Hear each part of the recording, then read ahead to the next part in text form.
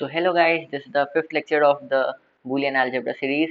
और इसमें पढ़ेंगे conversion from min term expression to max term expression. Last time हम लोगों ने मिन टर्म एक्सप्रेशन और मैक्स टर्म एक्सप्रेशन पढ़ा था। अब एक दूसरे में कैसे कन्वर्ट करते हैं वो सीखेंगे। तो इसको वाइस वर्सा नहीं कन्वर्ट कर सकते, बस मिन टू मैक्स कन्वर्ट कर सकते हैं, मैक्स टू मिन नहीं कर सकते। तो इसको समझने के लिए पहले एग्जाम्पल लेते हैं। जैसे पहले 3 वेरिएबल्स का देखते हैं। ये अपने पास एक्स वाई जेड वेरिएबल है और ये इसका मिन टर्म एक्सप्रेशन लिखा हुआ है।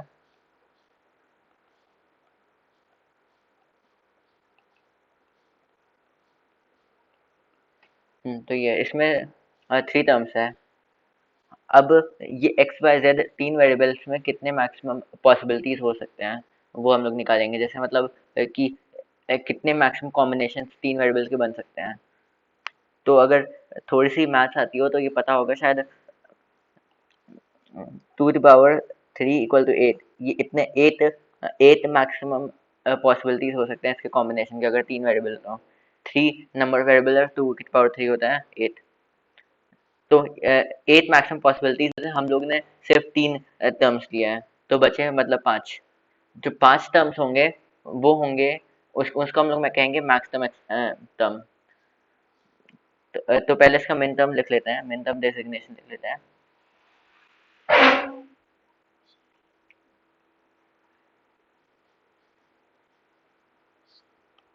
तो मिन टर्म होगा, पहला टर्म है ये है 0 1 0। कॉम्प्लीमेंट को 0 लेंगे और नॉन कॉम्प्लीमेंट को 1 लेंगे। ये होगा 2, इसको रिप्रेजेंट कर सकते हैं m2। दूसरा है x y complement z 1 0 1, m5 हो जाएगा ये। और तीसरा है ये 0 हो जाएगा। तो इसमें सिर्फ हम लोगों ने 3 टर्म में कंज्यूम किया और ये मिन टर्म आ गया। अब मैक्स टर्म जो बाकी बचे टर्म्स होंगे पॉसिबिलिटीज में वो होगा। अब ये तीन को छोड़ के बाकी क्या बचा वो लिखेंगे हम लोग। जैसे इसके बाद बचा m1, m2 मिन टर्म है। बचा फिर m3, फिर बचा m4। ये मैक्स टर्म है तो उसको कैपिटल M से रिप्रेजेंट करेंगे, मैं स्मॉल से कर रहा हूँ। m1 बचा, ये मैक्स टर्म है। m3 बचा, m4 बचा, m6 बचा, m7 बचा। अब इसको ऐड करेंगे तो ये पूरे 8 टर्म्स हो गए अपने पास, जिसमें से 3 मिन टर्म है और जो 5 है वो मैक्स टर्म है। तो ये अपना मैक्स टर्म है ये सारे।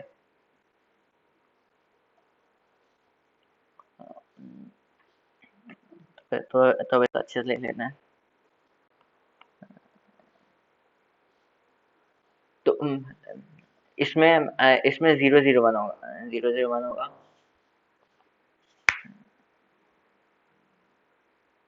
अगर 1 को बाइनरी में कन्वर्ट करेंगे तो अब इसमें 0 में कॉम्प्लीमेंट नहीं होगा।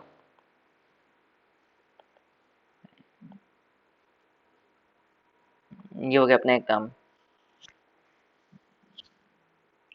वो एसओपी था, ये पीओएस है। तो पीओएस में प्लस प्लस लगता है और पीएस में उल्टा होता है, मतलब कि 0 में कॉम्प्लीमेंट नहीं लगता है, 1 में कॉम्प्लीमेंट लगता है। अब ये सेम काम सबके लिए करते हैं। 3 का होगा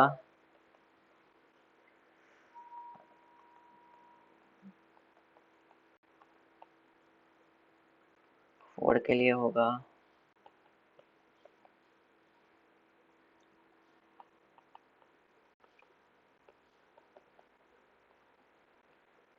6 के लिए होगा 1 1 0 x complement plus y complement plus z। 7 के लिए होगा 1 1 1।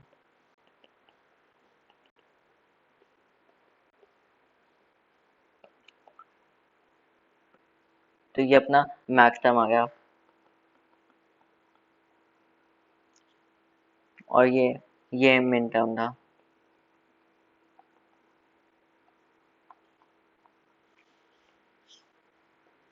अब इसका पीओएस एक्सप्रेशन भी लिख लेते हैं।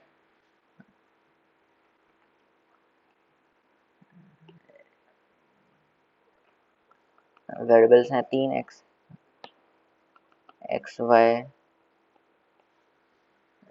जेड है।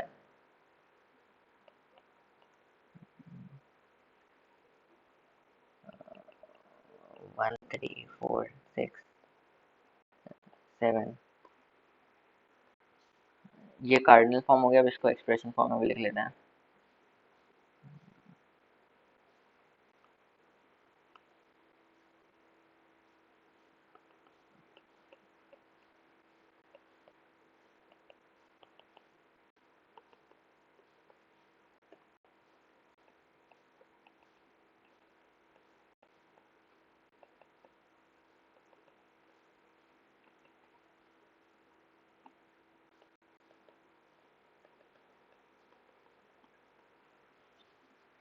तो ये अपना फाइनल आंसर हो गया।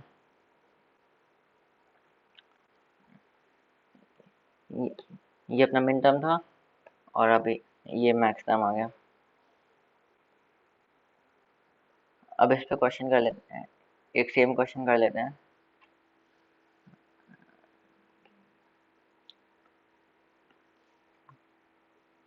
क्वेश्चन है find POS expression from given SOP.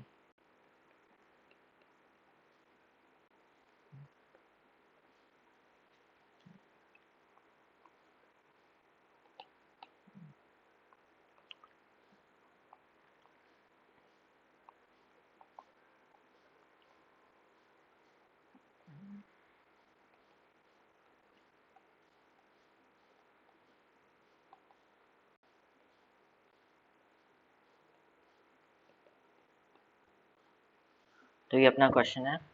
अब इसमें इसमें ये एसओपी एक्सप्रेशन है। अब इसमें कितने टर्म्स हैं? 1 2 3 4 5 टर्म है।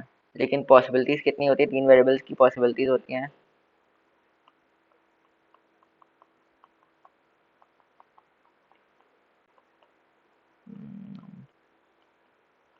एट पॉसिबिलिटीज होती है, तो बचा 3।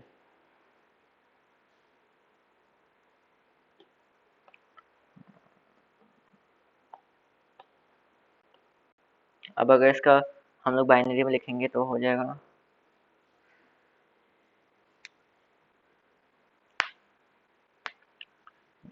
ये 0 0 1 1 1 0 1 0 0 0 1 0 1 1 1। M1 हो गया, M6 M4 M2 M7।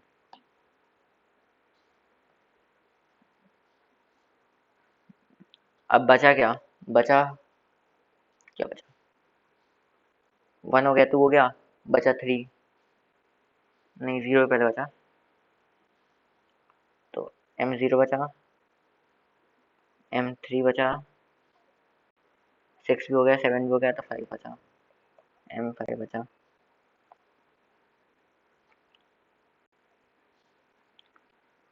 अब 0 को इसमें कन्वर्ट करेंगे तो हो जाएगा 0 0 0। 3 को कन्वर्ट करेंगे तो 0 1 1 1 0 1। अब इसका हम लोग पहले कार्डिनल फॉर्म लिख लेते हैं।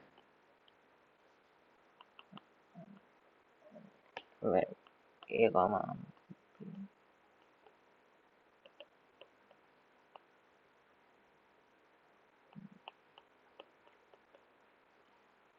अब इसको एक्सप्रेशन भी लिख लेते हैं, मैक्सिमम एक्सप्रेशन। मैक्सिमम एक्सप्रेशन होगा a प्लस बी प्लस सी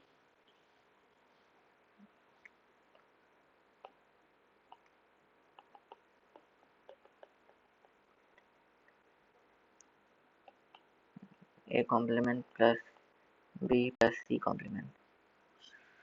तो ऐसे हम लोगों ने कन्वर्ट कर लिया। तो ये था आज का लेक्चर। अब इसके आगे की मैप पे आएगा, जो कि बहुत बड़ा लेक्चर होगा। Thanks for watching.